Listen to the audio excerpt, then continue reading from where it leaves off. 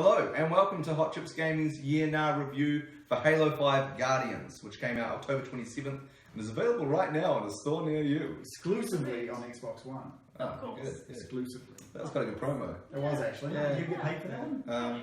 Probably not, no. No. No, I haven't played the game, but you guys have. Yes. So, how much have you played, Amy? Oh, that's a good question. Maybe about 6 or 8 hours. Yep. Yeah. And your experience with the franchise? Played them all. Ooh. But at different times and different kind of varying levels of involvement. Right. So I played a lot of 3. Didn't play so much of 4.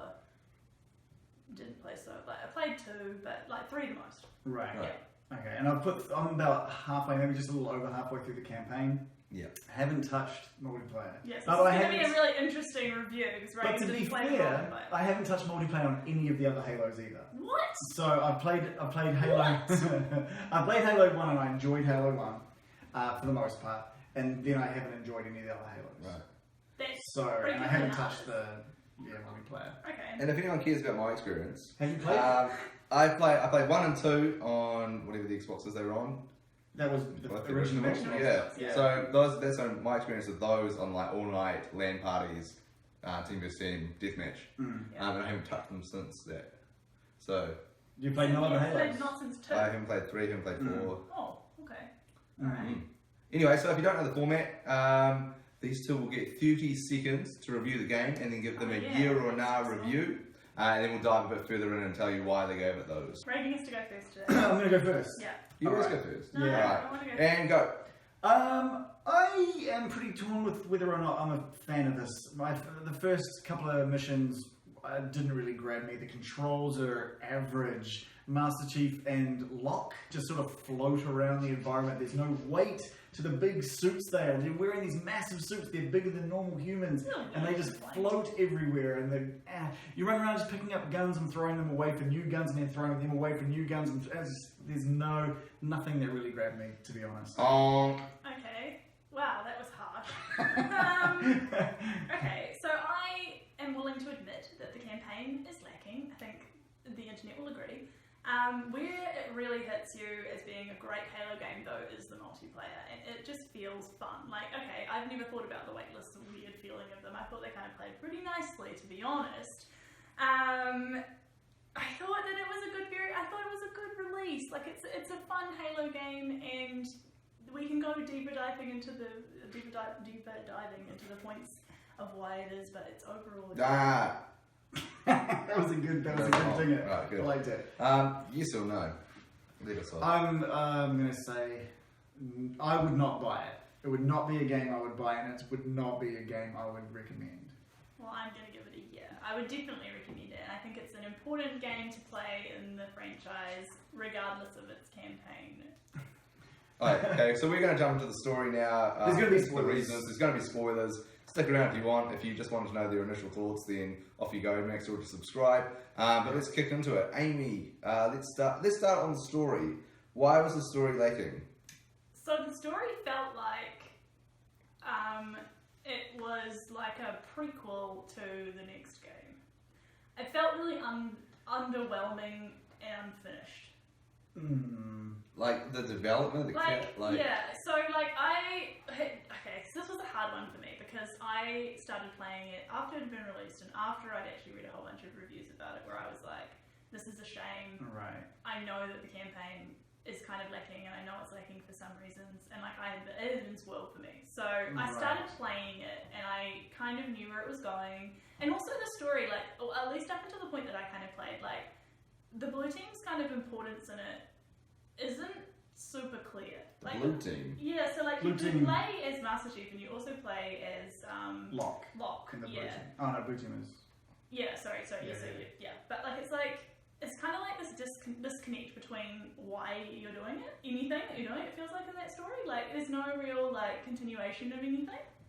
I don't know if you disagree. Well, okay, so I'm coming from I haven't really finished any of the stories except for the original Halo. Right. I played bits and pieces. Okay. So coming into here, when you start off playing as Locke and his crew, hunting down Master Chief because Master Chief has gone AWOL. Yes. I really like that. Okay. From a story point of view, I'm not seeing why people are complaining. Okay. I actually, from someone who's not deep into the I don't know what's going on with who's and what and all the different types of enemies or bad guys or villains that have arrived over the last few generations of gaming.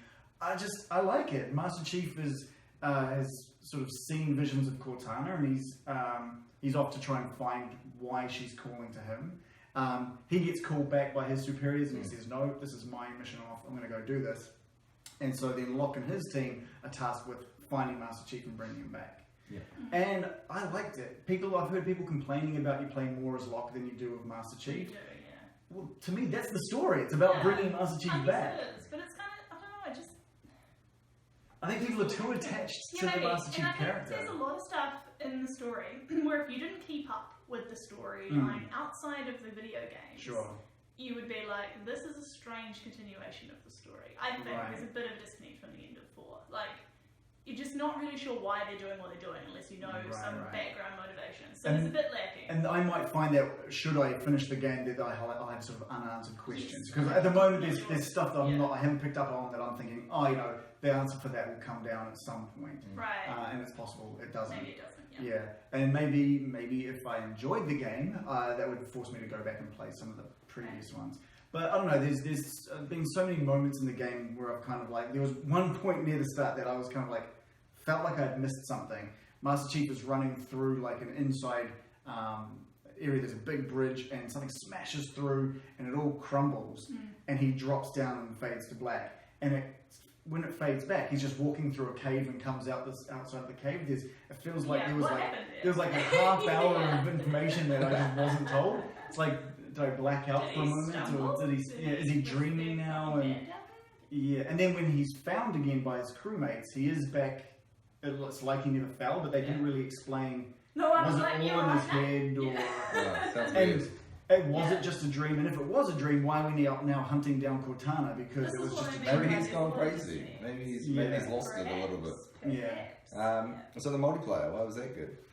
The multiplayer is fun. So so we've got like your classic like arena multiplayer matches, and then you've also got this new Warzone kind of map scenario play style, which is very different. And so I'd say that the arena style is kind of like classic, exactly probably what you're expecting Halo multiplayer to be. What? Split screen? Ooh. Is that not what you did? No split screen. No. Online multiplayer. Capture the flag style. Halo, right? Mates on the couch. Yeah, so that's but you're not playing. Anyway, carry on, continue. But the Warzone is the really fun part. So like that's the part of the game that has the microtransactions in it. Oh, so they didn't, did they? They did. So I thought I'd just quickly bring that up. But the microtransactions don't annoy me as much as I thought they were going to annoy me. So you can buy kind of like these power-ups as you go along. So in Warzone, there's kind of like a lot more kind of random drops and things that happen, and so you can get like tanks and rocket launchers and like there's all sorts of random stuff you can collect. And your microtransactions are essentially so you can purchase more of those things, but they do a really good job of not allowing it to unbalance the game by kind of still making you have to play well to use those things. So you can't just turn up in the game and be like, I've bought a whole bunch of this crap, I'm so overpowered. You still need to be able to play to the level to actually achieve being able to use those things. So I don't mind.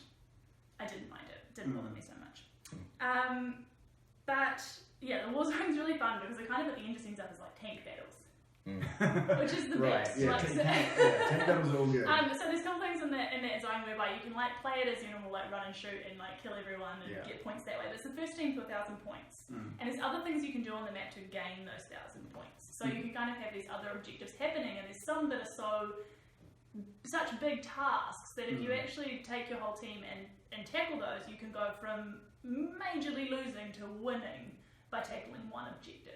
So it's an interesting mechanic, and I think that that's a really fun new Halo experience. Right. I really, really enjoyed it. So you rate the multiplayer then? I rate the multiplayer very highly, and I think the multiplayer really softens how terrible the story was. See, I didn't think it was that terrible. There was so much that I really enjoyed about it, like from a technical point of view, I think the graphics are fantastic. I think it looks great. Cutscenes look fantastic as well. I'm a big cutscene story kind of person when I play my games. The audio was amazing. The surround sound in that game is just fantastic. It was, It's the animations. blows Did you through enjoy me. the gun animations? Yeah, freaking they actually there was fantastic. nothing that stood out as being bad And they- animations in the entire game. It's just like it's so smooth and it's 60 frames a second, right? It's super smooth and lovely. Like it looks good. Yeah. Looks good. It does. It looks good. It sounds good, and for the most part, it plays well. But I'll tell you the one thing I wasn't expecting is it is like made me a massive fan of the Xbox One controller. Yeah. Like it was so satisfying having the rumbles and the triggers, and then when you don't like, I didn't even notice it at first. I was just playing, but as soon as my gun ran out of the ammo and it was firing nothing, I noticed that it wasn't vibrating. We were in a normal game, I wouldn't notice that. When the character's left hand loads in a new clip or something like that, there's just a subtle vibration on the left hand side of the controller. And so I need to pick up one for my PC now. I think. Yeah. I think that'll be my new Well, controller. it's still the same thing. So was it the game built in? It'll have to be built into the games, but so hopefully if there's an Xbox One game that's also multi-platform, maybe there'll be some of that cross-promotion since it's Windows 10 and stuff like that. As someone that doesn't own an Xbox One, is it worth getting one on the back of this game? No. There's no one's buying an Xbox One. I don't think so. I wouldn't recommend. No. But I would recommend that they pick this up and then they play Tomb Raider really soon.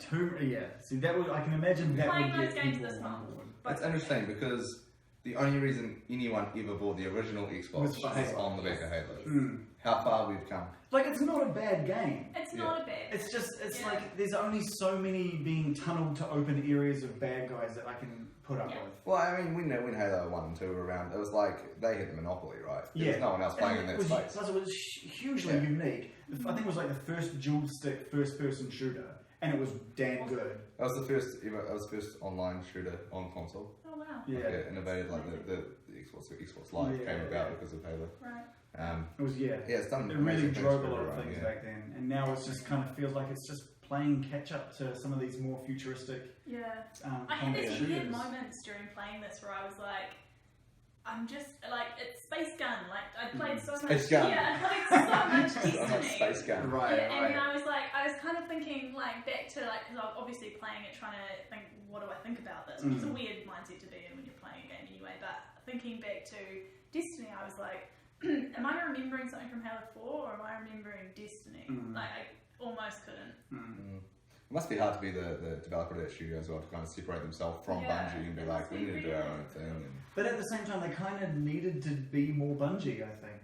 Like Bungie were a bit more innovative in their gameplay, and to me, it just felt very samey. Did you like that? You get funneled to an area, a bunch of enemies come out, you kill them, then your squad tells you, okay, there's no more, and then you can go on. Which is another thing I'm still uncertain of. Having the other 3 members of your squad with you at all times. Did you not want to be the commander? Yeah, I didn't, but I've done that since Mass Effect 1. Yeah, like that wasn't anything new or amazing. Like what I did find was that I became more reckless in how I played. It didn't matter if I got killed and taken down because you can just call for them to come and revive you. Right. And so that's I don't know. With a first-person shooter, it's kind of like your Guitar Hero thoughts on Guitar Hero, where you can't fail, so there's no skill being increased. Yeah. And so I kind of felt like I didn't improve. I could just let my guys come and revive me at any point. Right.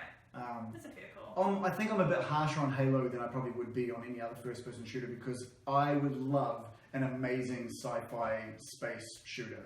Space Gun. Yeah, I'd love Space Guns. Space Gun. Someone needs to make Space Gun like a real, legitimate, amazing thing. But it's going to be Space Gun. It's not really going to be Yes, Space it Gun. is. I hope so. Alright, okay, so does that about wrap it up, guys? Yeah. Yeah, so a yes from you, definitely a purchase. Not enough to purchase a console though. Purchase console. And a no, It's a because straight no. there's someone that doesn't really play multiplayer. Right. Well, thanks, guys. www.hotchips.co.nz. Make sure you subscribe to our YouTube channel. Leave a comment if you like what we're doing. And keep an eye out. Space Gun 2017.